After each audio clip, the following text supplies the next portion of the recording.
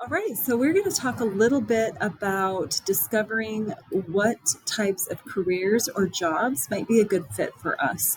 At this age, it's really hard to know in a lot of cases, like what we want to spend the rest of our life doing. So, our hope is just to help you discover what your interests are, what your strengths are, and then build from there.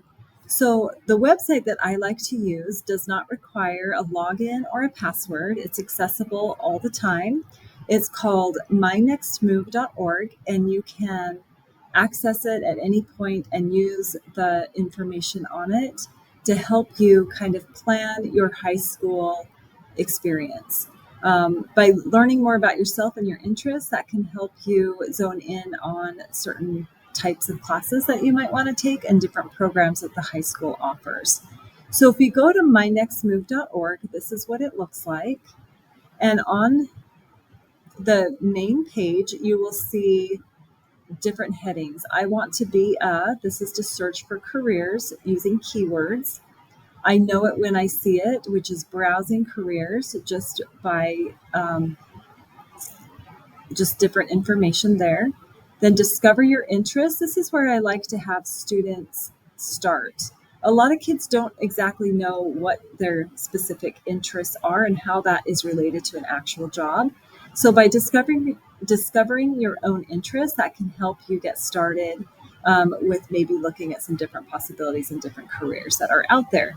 So you're just going to click on this start button, and it's going to bring you to this interest profiler. So when you start over here, it just welcomes you to the profiler, and you click on next. And all you do is answer a series of questions about different activities, whether you strongly dislike them or you strongly like them, or if you're just kind of unsure or not, either way. So if you hit the next button and the next, there are no wrong answers. So you just base this off of what you would prefer to do or not do. So click on next, and it will give you the list of questions for you. There's a total of 60 questions that you will be answering. The first one is build kitchen cabinets. Now, if that's something that sounds super fun to you, then you would give it the big smiley face, which is indicating that you strongly like that. Or if it's something that just sounds dreadful and awful, strongly dislike, you'll click on that. Or either way, doesn't really matter to you. You just click on that and move to the next question. As you go through the series of questions, it's going to give you your results. And then based off of your results, it's going to give you different job zones of where you can start looking at different careers. So if we go back to the home page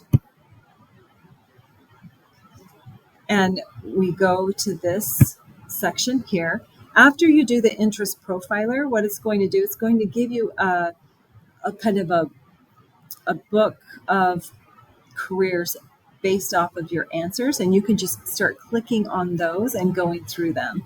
Since I haven't taken the time to go through and take the complete profiler, I'm just going to punch in a career that I may have been matched to or that I'm interested in. So I'm going to go ahead and punch in nursing, and that's going to bring up a series of professions within the nursing industry. So if I'm interested in being a critical care nurse, I would click on that. Up at the top, it shows you a little video. Some of the careers have these videos and some don't, but you can play that video and get some information about what a critical care nurse does and how you can best prepare for that.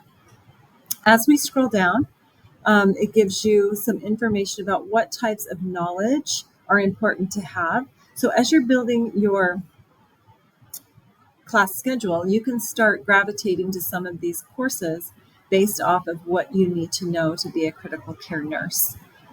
You can look at the different skills and how that fits in and what you need to continue to develop to be a good critical care nurse. What types of abilities are required to be a nurse, and what type of personality that this occupation usually draws. It gives you some information about technology and what type of technological skills you might need for the job. So again, when you're building your schedule at school, you can maybe look at some of these programs and pick a class or two based off of what would be important for you as a critical care nurse. As we scroll down, it gives you some information about education.